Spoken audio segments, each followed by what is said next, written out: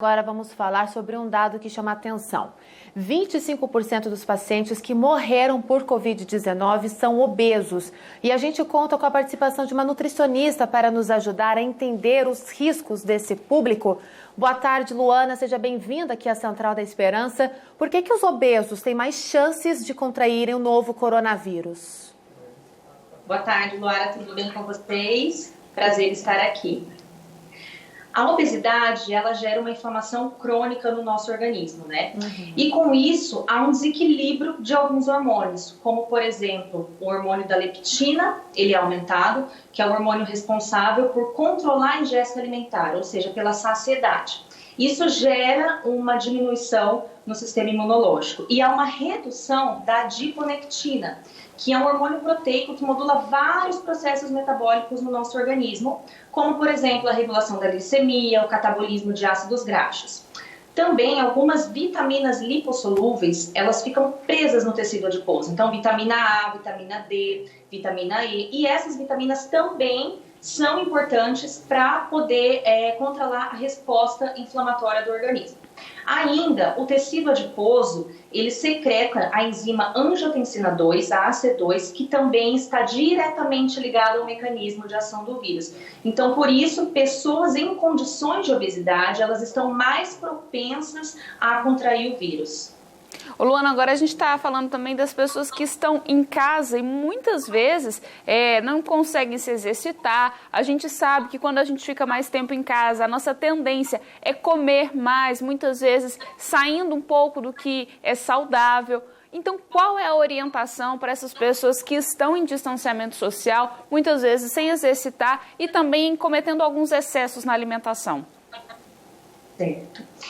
A minha orientação é a seguinte, não é porque também estamos nesse período de isolamento, de quarentena, que a gente precisa se descontrolar. Então, a gente precisa mais do que nunca ter o equilíbrio. E cuidar da saúde nunca foi tão importante, né? A gente vê essa relação, então a gente consegue fazer uma correlação fortemente como que o estilo de vida impacta diretamente no desenvolvimento de algumas patologias.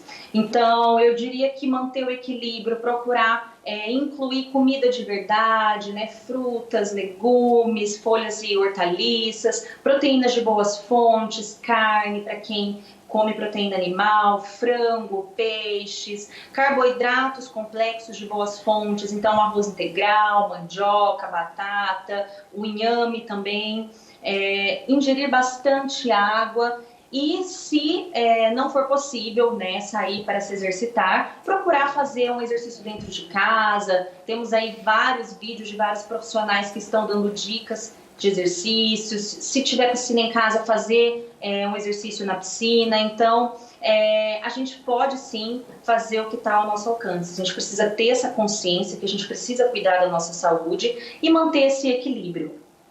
Agora, Luana, muitas pessoas não tinham o hábito de cozinhar ou tinham o hábito de almoçar fora, comprar marmita. E agora em casa algumas pessoas também estão se adaptando a cozinhar. Quais as dicas de alimentação para quem é obeso e tem outras doenças crônicas que são desencadeadas pela obesidade para se organizarem e conseguirem controlar? Porque alguns alimentos, eles também ajudam, em processo anti-inflamatório, em saciedade, controlar um pouco a ansiedade. Dá algumas dicas aqui pra gente.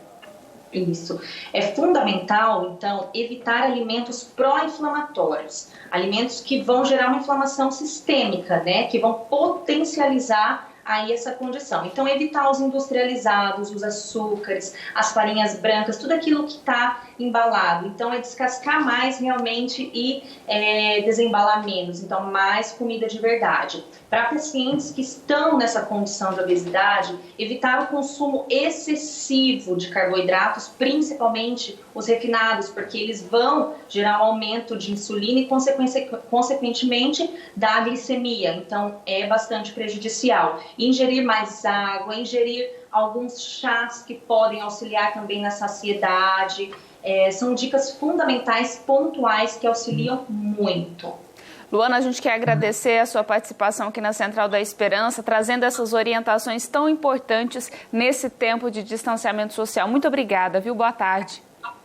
Eu que agradeço a vocês, eu estou sempre aqui à disposição. Obrigada, boa tarde.